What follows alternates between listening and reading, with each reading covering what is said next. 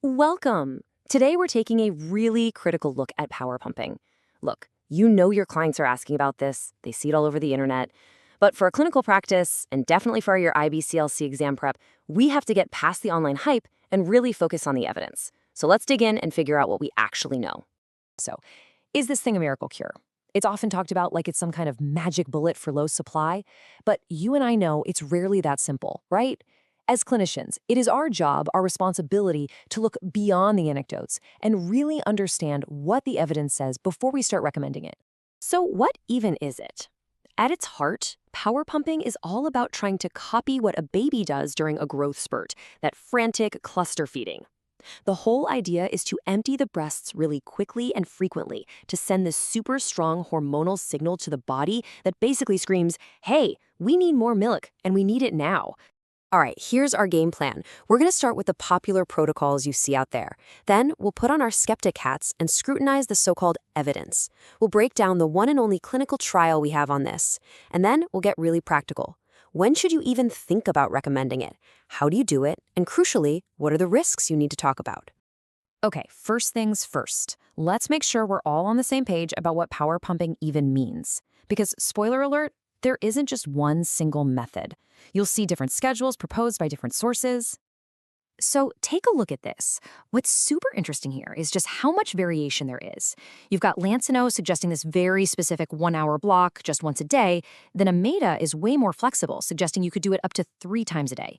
You know, this lack of a standard protocol, that's our very first clue that the evidence base here might be a little shaky. And that brings us perfectly to the evidence.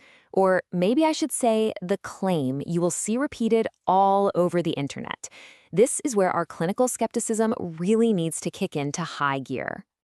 I bet you've seen this number. It gets thrown around like it's an established fact. A study found that 82% of women saw an increase in their milk production. Sounds amazing, right?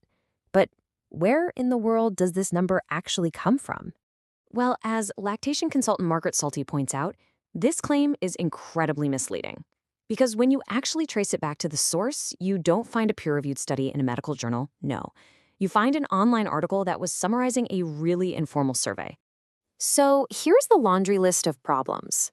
This data is from an unpublished, non-peer-reviewed, self-reported survey. We have absolutely no idea what the methods were, who the participants were, or even how they defined effective. For our clinical purposes, this just isn't evidence. It's an anecdote with a percentage slapped on it. And this is the bottom line, the key takeaway for us as IBCLCs.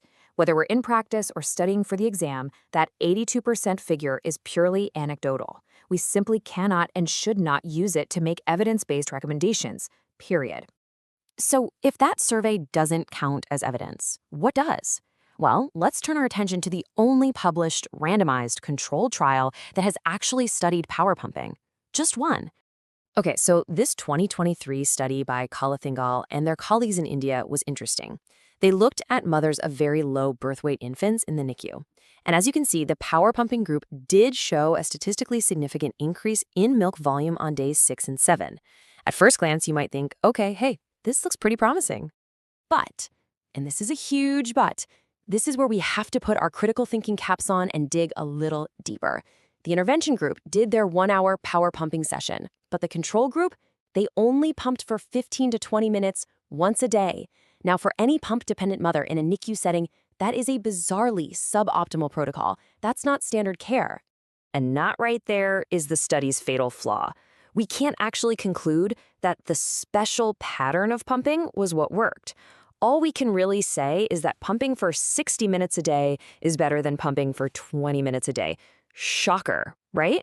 The increased volume might have absolutely nothing to do with the pattern and everything to do with just spending more time pumping. So, with such a weak evidence base, how in the world should we approach this in our practice? Let me be clear. This is not our first, second, or probably even third tool in the toolbox. Before you even whisper the words power pumping, we have to go back to the absolute fundamentals of lactation management. Is the latch effective? Is milk actually being removed frequently and thoroughly? Are the pump flanges the right size? How is the parent's overall health? These are the evidence-based pillars of milk supply. Okay, but let's say you've optimized everything else, and you and the client decide to give it a try. This is the most common protocol you'll see. It's pump for 20 minutes, rest for 10, pump for 10, rest for 10, and pump for one last 10 minutes. The real key here is that this 1-hour session is added to an already established frequent pumping routine. It doesn't replace it. And here's a visual of what that could look like. The goal is not to replace milk removals, it's to intensify one of them. So you can see here, you swap out that standard 6 a.m. 20-minute session for the full 1-hour power pumping block. But notice, all the other pumping sessions for the day stay the same. You're maintaining that crucial overall frequency. All right, finally, we have to talk about safety and setting our clients up for success. This is not some benign intervention you can just throw out there. It has some real potential downsides. Let's be honest, this technique is absolutely exhausting. It can lead to serious nipple pain or trauma. And if you use it when it's not truly needed, you risk creating a problematic oversupply, which comes with its own set of issues. There's also a risk of mastitis if all that stimulation isn't matched by effective emptying later on. We have to be really careful when we counsel our clients on these risks.